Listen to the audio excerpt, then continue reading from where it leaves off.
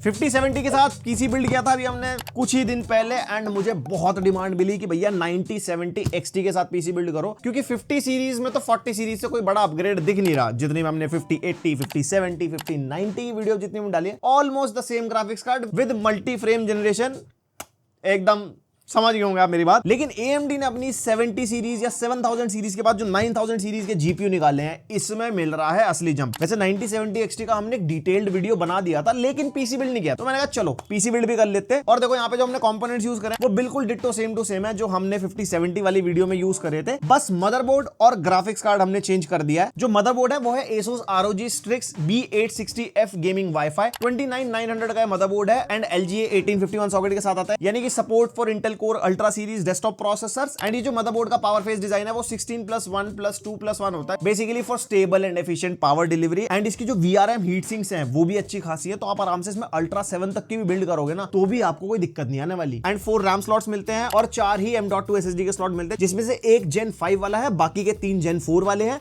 तो storage upgrade में भाई साहब कोई दिक्कत नहीं आने वाली, अब तो SSD का जमाना है। और साथ में इजी पीसी DIY डिजाइन है, यानी कि अगर आप खुद पीसी बिल्ड कर रहे हो भाई, चीजें इतनी इजी हो गई है। जैसे M.2 Q रिलीज, यहाँ पे कुछ इस तरीके से M.2 आप इसकी इजीली रिमूव कर सकते हो, कोई स्क्रू व्रू का चक्कर नहीं है। एंड M.2 में Q स्लाइड भी हमारे को मिलता है, जिसमें हम इस तरीके से SSD लगा के और इसे स्लाइड करके लॉक एंड अनलॉक कर सकते हैं। And PCI slot Q release slim मिलता है, यानी कि ग्राफिक्स कार्ड के लिए कोई भी लैच या लॉक नहीं है, लगाओगे बढ़िया से फिट बैठता है और निकालना बस खींच दो, काम हो गया आपका। एंड Q एंटीना मिलता है हमारे को, जिसके अंदर एंटीना में भी कुछ ऐसे कसने की जरूरत है, डायरेक्ट कुछ ऐसे लगाओ और आपका एंटीना चालू हो जाएगा। और मैं ना एंटीना देख रहा था, इसका बढ़िया डिजाइन है, समझ रहे हो। और कनेक्टिविटी में latest wifi 7 and Bluetooth version 5.4 का सपोर्ट मिलता है। एंड IO शील्ड आपको प्री अप्लाइड मिलेगी और पोर्ट्स ये रहे आपके सामने भाई, अच्छे खासे पोर्ट्स मिलते हैं, plus type C Thunderbolt 4 port भी मिलता है। और जो ग्राफिक्स कार्ड हम यूज करें वो है Asus TUF गेमिंग का Radeon RX 9070 XT। एंड इस ग्राफिक्स कार्ड की प्राइसिंग आपको अप्रोक्सीमेटली 85,000 के आसपास मिल जाएगी। एंड 5070 भी हमारा इतने ही प्राइस पॉइंट पे है। एंड यस, मैंने पूछा था उस वीडियो में कि आपको कंपैरिजन चाहिए इस ग्राफिक्स कार्ड के साथ, बहुत यस के कमेंट आए हैं। एंड इस पीसी बिल्ड के बाद डेडिकेटेड कंपैरिजन लेके आऊंगा कि 5070 और 9070 XT में जीत कौन रहा है भाई साहब।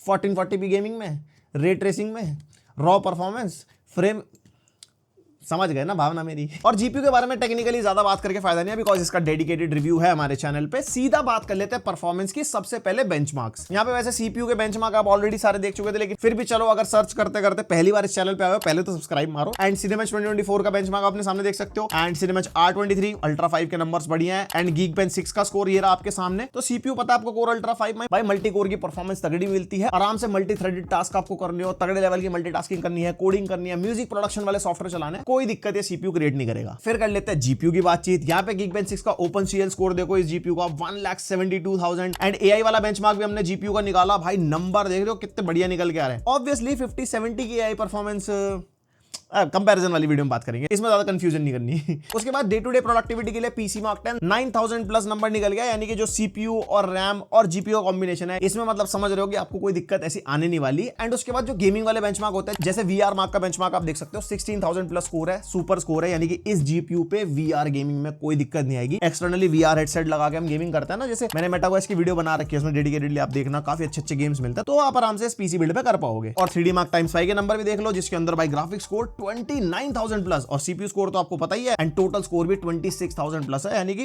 गेमिंग में तो स्वाद भाई साहब। गेमिंग परफॉर्मेंस दिखाता हूं। और जीपीयू को और ज्यादा टेस्ट करने के लिए ब्लेंडर में BMW का रेंडर चलाया था हमने, जिसको 15 सेकंड्स में से साइड में फेंक के मार दिया। तो यहाँ पे प्रोडक्टिविटी के मामले में भी जीपीयू अच्छा परफॉर्म कर रहा है। तो यहाँ पे जीपीयू परफॉर्मेंस को अगर कंक्लूड करते हैं, 3D modelling, rendering, game development, क्योंकि 16 GB VRAM मिलती है हमारे को, तो भाई कोई दिक्कत करने नहीं वाला। बाकी हाँ, ऑप्टिमाइजेशन का पॉइंट आता है, जिसके अंदर प्रोडक्टिविटी में एनवीडिया के कार्ड्स भाई डेफिनेटली बेटर ऑप्टिमाइज्ड होते हैं फॉर स्पेसिफिकली एडोबी की एप्स वगैरह हो गई, अगर आप आफ्टर इफेक्ट्स, प्रीमियर प्रो वगैरह चलाते हो। और हाँ, प्रीमियर प्रो की बात चल रही है, प्रोडक्टिविटी में पीजेड बेंचमार्क हमने निकाला, यहाँ पे आप देख सकते हो डाविंची में 8700 प्लस, प्रीमियर प्रो में 11,000 प्लस एंड फोटोशॉप में 10,000 प्लस नंबर। और हमने आफ्टर इफेक्ट्स भी ऐड कर दिया है, पहले वो बेंचमार्क कुछ चल नहीं रहा था किसी इशू की वजह से, लेकिन अब चल रहा है। आफ्टर इफेक्ट्स में 8400 प्लस स्कोर निकल गया है, यानी कि अगर आपको इस पे फोटो, वीडियो एडिटिंग या आफ्टर इफेक्ट्स वगैरह चलाना है, बढ़िया लेवल की परफॉर्मेंस ये जीपीयू आपको निकाल के देगा। बेसिकली यहाँ पे सीपीयू जीपीयू का कॉम्बिनेशन होता है इस टाइप के बेंचमार्क में, जिसमें रैम का भी काफी अच्छा खासा रोल है, बेसिकली एक प्रोजेक्ट चलता है बेंचमार्क में, उसके हिसाब से नंबर आता है। एंड ये जो नंबर है लाइक अगर आपको 6000 7000 से ऊपर मिल रहे हैं तो बहुत अच्छे लेवल के नंबर है, बिकॉज अच्छे लेवल की पीसी बिल्ड भी है। इस पीसी बिल्ड की कॉस्ट 1,70,000 1,80,000 के आसपास है भाई। और स्टेबिलिटी टेस्ट हम करके देख रहे थे, सीपीयू हमारा मैक्सिमम 83 डिग्रीज तक गया था, जिसके अंदर 175 वॉट तक पावर ड्रॉ हुआ था। एंड जीपीयू अच्छे खासे टेंपरेचर मेंटेन कर रहा था, मैक्सिमम 63 डिग्रीज तक गया, लेकिन पावर कंजम्पशन वहां पे दिख नहीं रही थी। अब ये नया जीपीयू है, कुछ अपडेट आएगा HW Info MSI after burner में, तब जाके चीजें पता लगेंगी। लेकिन सारी चीजें गेम टेस्ट के अंदर आपको पता लगेंगी। आप जरा गेम टेस्ट पे नजर मारो, 1440p एंड 4K का भी टेस्ट करा है, फिर आगे बात करते हैं। स्टार्टिंग ऑफ विद वैलोरेंट, जो हमारा सीपीयू इंटेंसिव गेम है एंड 5070 वाली वीडियो में आपने देख ही लिया होगा, वही हमारे को 400-450 एवरेज एफपीएस मिल जाते हैं। Then coming out to the GPU वाला पार्ट, यहाँ पे वेरी हाई सेटिंग्स पे CS2 टेस्ट किया एंड यस स्टार्टिंग में सारे 1440 भी है, 4K टेस्ट भी है, अभी आगे दिखाता हूं आपको। एंड इसके अंदर भी अच्छे 250 एवरेज एफपीएस मिल रहा है। देन एल्डन रिंग टेस्ट किया, ये 60 एफपीएस लॉक गेम है, 60 एफपीएस मिल जाते हैं, बट बीच में कहीं कहीं 1-2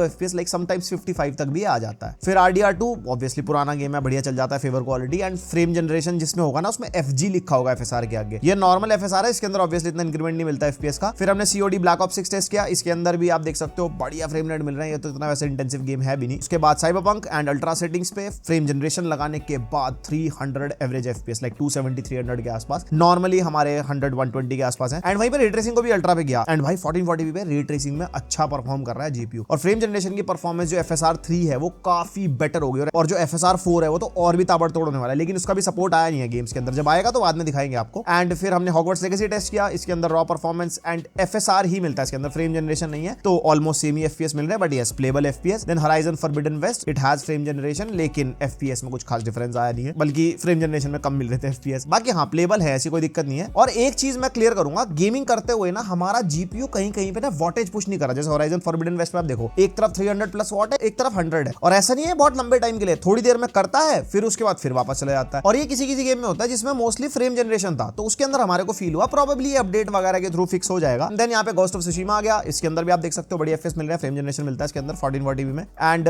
द लास्ट ऑफ अस बढ़िया FPS, और आप देख सकते हो डबल का डिफरेंस आ रहा है यहाँ पे ऑलमोस्ट। उसके बाद हेलब्लेड 2 बहुत अच्छे FPS मिल रहे हैं, हाई सेटिंग्स पे गेम आप खेल पाओगे इस पे आराम से 1440p में। देन हमने स्पाइडरमैन 2 भी टेस्ट किया, इसके अंदर भी बढ़िया फ्रेम रेट मिल रहे थे, लेकिन जैसे रे ट्रेसिंग को वेरी हाई पे करा ना, रे ट्रेसिंग की परफॉर्मेंस अभी नहीं है अच्छी, इवन फ्रेम जनरेशन भी लगा दो, फ्यूचर में बढ़िया हो सकती है या नहीं भी हो सकती, यू नो AMD का कार्ड है तो रे ट्रेसिंग से ज्यादा उम्मीद नहीं करनी चाहिए। देन यहाँ पे black myth Wukong highest possible settings with ray tracing of, and यहाँ पे प्लेबल FPS मिल रहा है, लेकिन जैसे रे ट्रेसिंग को वेरी हाई पे करा यहाँ पे चीजें बदल गई, तो यहाँ पे आपको फ्रेम जनरेशन लगा के ठीक ठाक FPS मिल जाएंगे प्लेबल वाले, बट रे ट्रेसिंग की परफॉर्मेंस इज लाइक ओके। जैसे कि आप एलन वेक 2 में भी देख सकते हो, नॉर्मली अच्छा चल रहा है गेम, FSR लगा दिया, इसके अंदर फ्रेम जनरेशन नहीं है, लेकिन प्लेबल FPS मिलता है, लेकिन जैसे ही रे ट्रेसिंग को अल्ट्रा पे गया ड्रास्टिक ड्रॉप, एकदम भाई FPS गिर जाते हैं। फिर हमने 4K में टेस्टिंग करी, 4K में भी आप देख सकते हो प्लेबल FPS मिल जाएंगे आपको FSR लगा के हॉगवर्ट्स लेगेसी में। साइबरपंक टेस्ट किया, इसके अंदर फ्रेम जनरेशन मिलता है, भाई ताबड़तोड़ FPS मिल ही जाते हैं। देन रे ट्रेसिंग को भी अल्ट्रा पे गया, तब भी प्लेबल FPS मिलता है, लेकिन फ्रेम जनरेशन लगा के, नॉर्मली इतने अच्छे FPS नहीं है। उसके बाद एलन वेक 2 भी टेस्ट किया, जो ऑब्वियसली 4K रॉ में अच्छा चल रहा था एंड FSR लगा के भी अच्छे फ्रेम रेट मिल रहे थे, लेकिन जैसे रे ट्रेसिंग को अल्ट्रा पे करा जीपीयू की सांस फूल गई, कह रहा भैया मेरे को समझ में नहीं आ रहा मैं कैसे खिलवाऊं गेम। तो ओवरऑल अगर कंक्लूड करता हूं, ये हमारा 1440p ग्राफिक्स कार्ड है, लेकिन 4K कैपेबल भी है, बट वो डिपेंड करता है किस गेम में फ्रेम जनरेशन है, किस गेम में रे ट्रेसिंग आप यूज कर रहे हो, कौन सी सेटिंग्स पे खेल रहे हो, मतलब अलग अलग सेटिंग्स पे आप ऑलमोस्ट सारे गेम्स खेल पाओगे। And yes GPU overall raw performance में तो देखो बढ़िया है। तो भाई ये था 9070 XT के साथ पूरा पीसी बिल्ड, एंड जितने भी कंपोनेंट्स हमने यूज करे हैं ना, सबके लिंक्स दे दूंगा डिस्क्रिप्शन में, और जो कंपोनेंट्स की थोड़ी सी डिटेल चाहिए, जो बाकी कंपोनेंट यूज करें, आप 5070 वाली वीडियो प्लीज एक बार देख लेना, अगर कुछ भी इनमें से लेने का मन बनता है, उसके अंदर थोड़ी सी डिटेल्स कवर्ड है। एंड मैं कह सकता हूं भाई 9070 XT एक अच्छा 1440p गेमिंग कार्ड है, जैसे कि आपने इसके FPS वगैरह देखे गेम्स में, एंड 4K में भी ऑब्वियसली अच्छा परफॉर्म कर रहा है। अब 5070 के बराबर में कैसा परफॉर्म करता है वो तो साइड बाय साइड कंपैरिजन बनेगा with all the benchmarks and gaming, और फ्रेम जनरेशन को भी कंपेयर करेंगे, तो उसकी वीडियो के लिए बस थोड़ा सा इंतजार करो, इसके बाद वही शूट करने जाता हूं मैं जरा। बाकी आपको कैसा लगा पीसी बिल्ड, कैसी लगी परफॉर्मेंस, अपने जो भी थॉट्स है कमेंट में बताओ। एंड कोई और पीसी बिल्ड चाहते हो किसी कॉम्बिनेशन की, कोई जीपीयू की, कोई सीपीयू, जो भी आपके माइंड में, लिख देना, तुम्हें पता है demand supply. Like share subscribe, मिलते हैं नेक्स्ट वीडियो, तक के लिए बाय।